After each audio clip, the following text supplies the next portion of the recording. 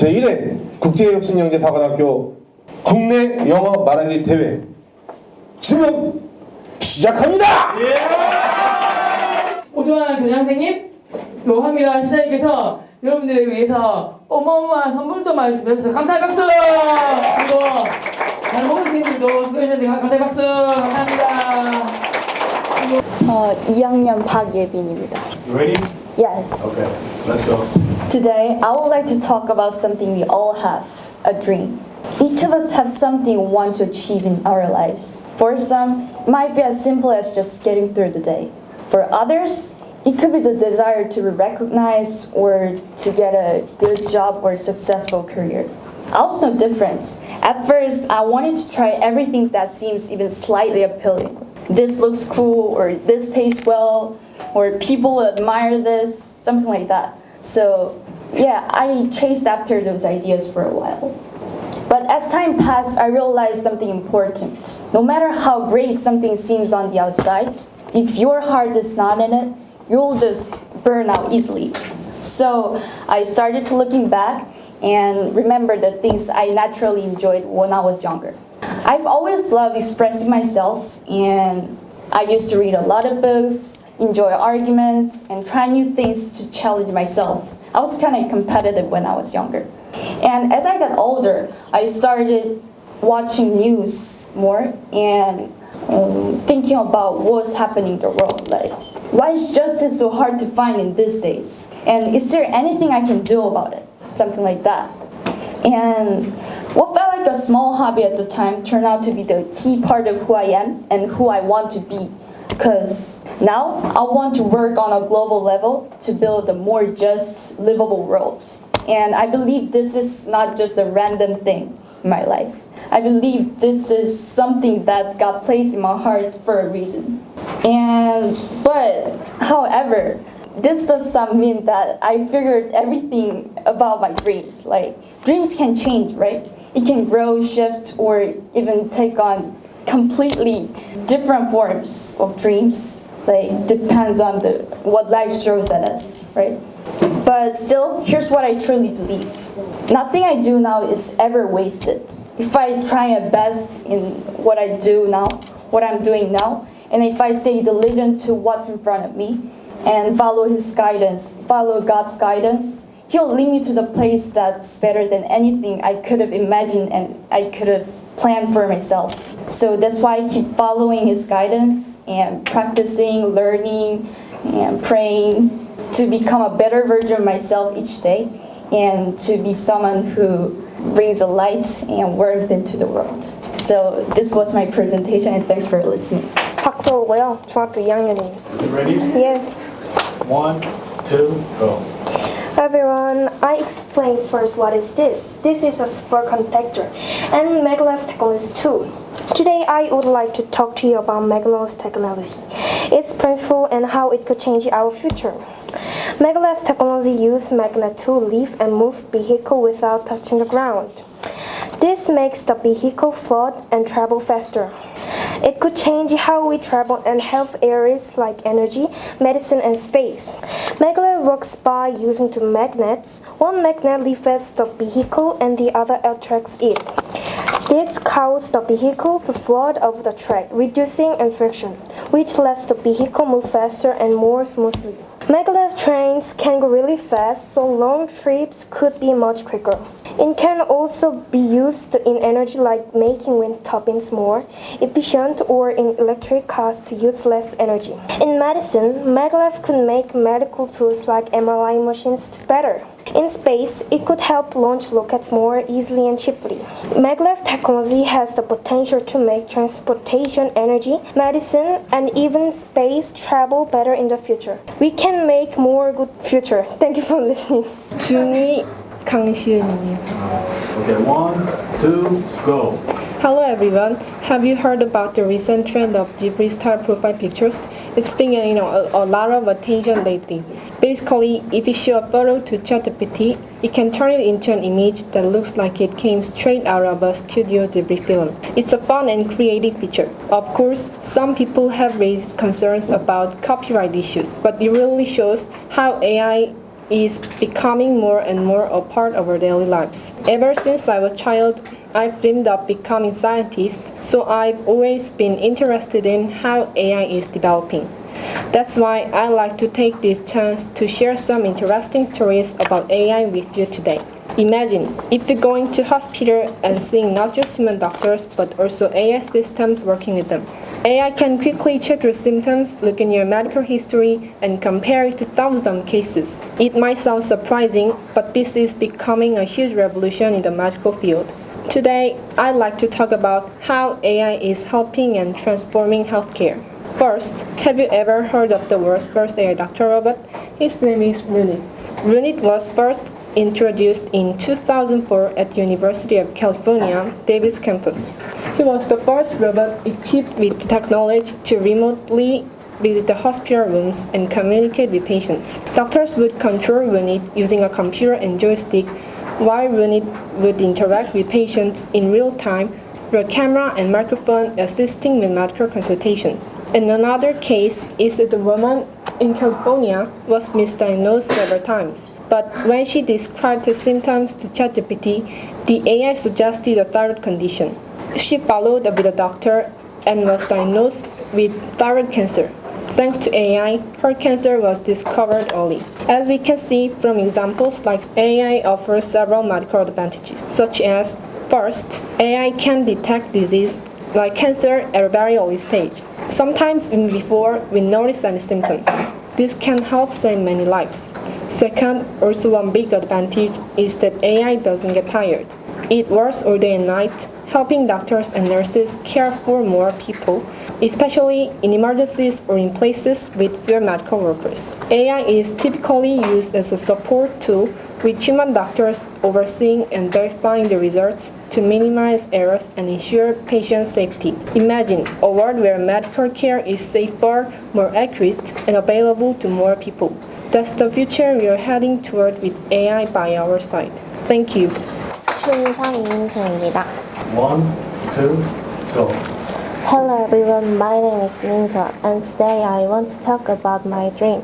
My dream is to become a doctor. More than that, I want to be a doctor who works in a trauma center and studies the neuroscience. This dream started because of my older sister. She joined the military, and I started to think, what if she gets hurt? I wanted to help her. I wanted to save her. That's when I decided to become a doctor who can help people in danger. In a trauma center, doctors help people right away when they are badly hurt. They perform surgeries and make quick decisions to save lives. I want to be one of those doctors who can help people in emergencies. I'm also very interested in neuroscience, which is the study of the brain.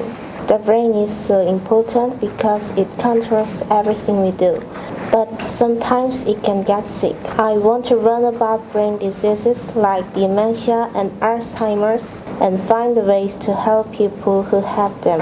It's also about listening to patients and making them feel safe. If I become a doctor, I will try to be kind and help people with my heart, not just my head.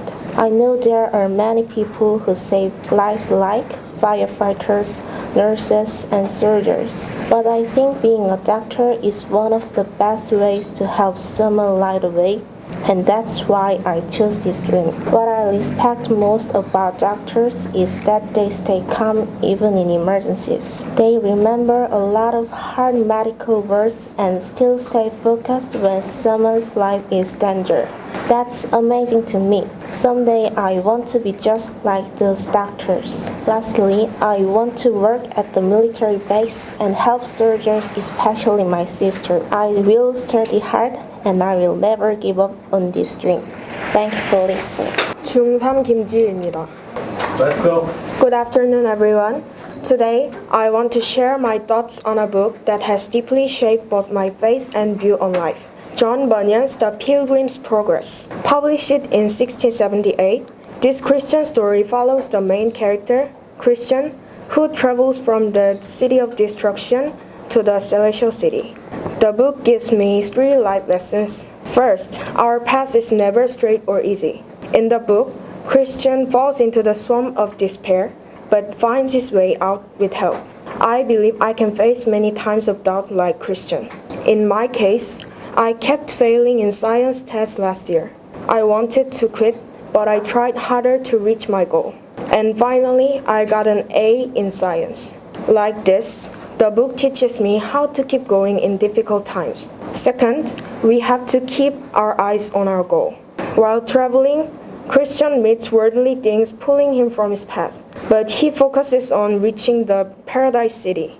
These scenes tell me to stay true to my beliefs even when surrounded by temptations. I have experienced setting a goal to practice piano more often, but I didn't keep my determination because I was tempted by my friends' offer to hang out. Looking back, I learned that I have to focus on my way. Finally, our journey doesn't end in this world. At the end of the book, Christian and his friend, Hopeful, come to a deep river. This river means death. Christian feels like he's sinking and God has left him. But Hopeful reminds him that Jesus Christ always keeps promise and his work goes beyond death. Then he finds peace and dives into the river. After that, they reach the paradise city. This part tells me that even the end of life is a part of our journey. If we believe, we don't have to be afraid. I want to live with hope, just like Christian. The people in this story aren't perfect. They make mistakes, they doubt, they sometimes choose wrong paths. In the story, the characters show our real human life. To finish up, The Pilgrim's Progress isn't just a religious book to me. It's a guide for handling life's hard moments. I will carry these lessons with me, knowing that we are all travelers on our important journey. Thank you. 고2 윤샤론입니다. Ready? 1, 2, go. Hello, good afternoon everyone. This is Sharon and I'll be presenting on the topic of introducing our community. First of all, I live in Ganghwa Island, which is part of Incheon. Ganghwa Island is a very close island to North Korea. From my house, I can see North Korea territory through a telescope, and sometimes I can even see people from North Korean people. At night, we can hear broadcasts coming from North Korea, and recently the South-directed propaganda broadcasts have intensified, causing some residents of Ganghwa Island to have trouble sleeping. Even at our home, we sometimes hear eerie, unexplained sounds at night, which have made our family feel anxious. Like this, Ganghwa Island is a highly security area in terms of national security. There are many checkpoints, that's why my parents always keep their ID cards in the car. When they are checked, we must also tell them where we are going. So sometimes when the elderly saw this soldiers training, they were startled and thought they were North Korean soldiers, so they reported it to the police. In this way, Ganghwa Island is a place where people peaceful daily lives while still keep the distance. But Ganghwa Island is not just a place filled with tension. Ganghwa Island is a special place where history, nature, and culture come together. From ancient domes to temples like Cheondeungsa and Bomsa, it's full of stories and beauty. It once served as a Goryeo capital and saw key moments in Joseon history. Known as a roofless museum, it also offers the peaceful mountain trails and views of North Korea. I hope you guys can visit someday. Thank you. 고2 김준희입니다. Are you ready? Yes. Okay, let's go. Everyone is given the same 24 hours in a day. But why some people achieve so much more than others? Have you ever wondered about this? I found the answer in a book called The One Thing. Its main message is this: if you want to achieve extraordinary results, focus on just one thing.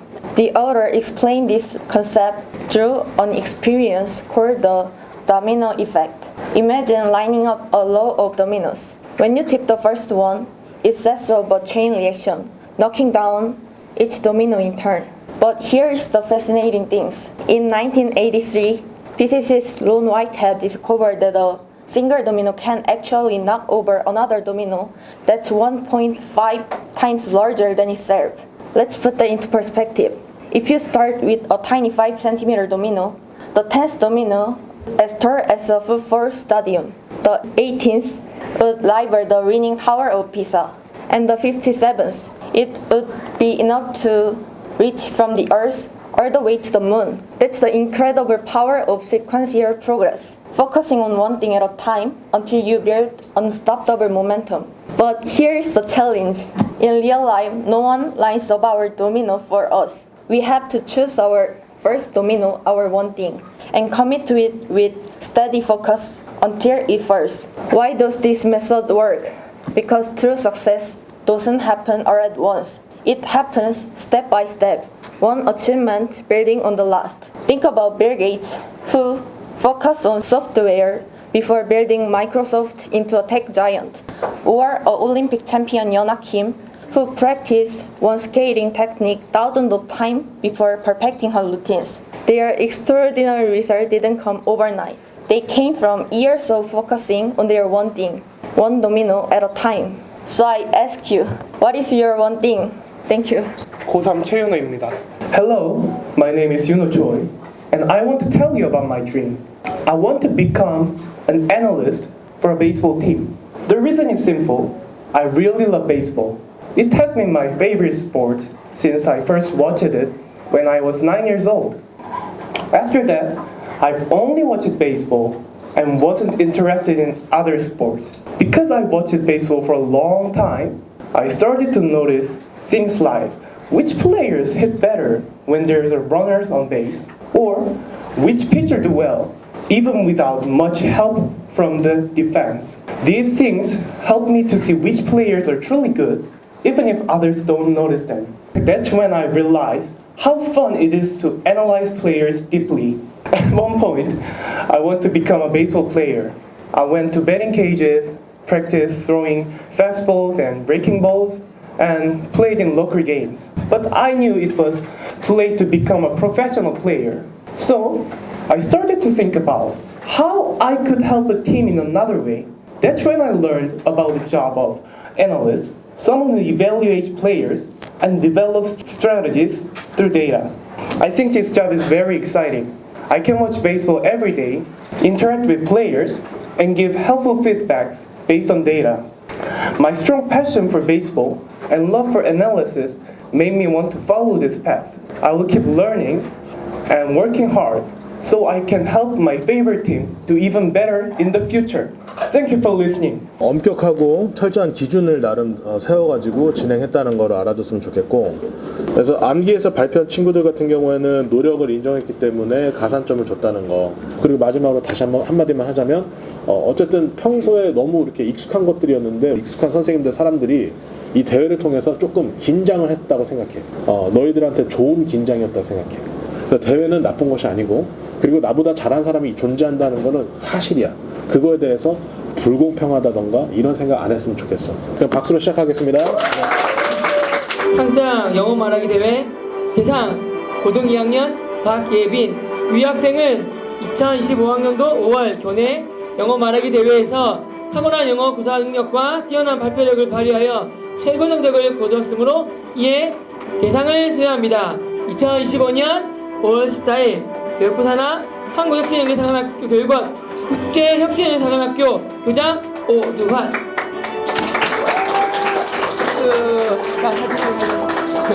최우상 고등학교 2학년 김준희 내용 같습니다. 교장 오두환 대도 박수.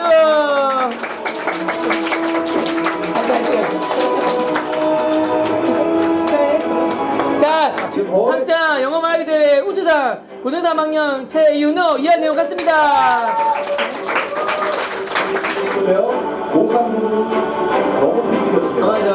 상장 영어 말하기 대회 우수상 고등 2학년 최준혁 이하 내용 같습니다. 박수.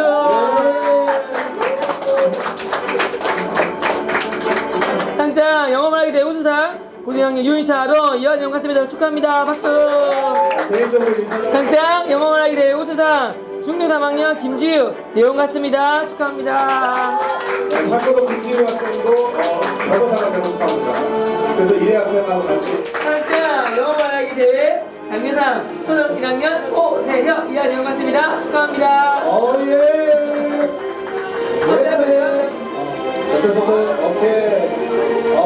상장 영어 말하기 대회 우수상 중학교 1학년 신재영 이하 내용 같습니다. 축하합니다.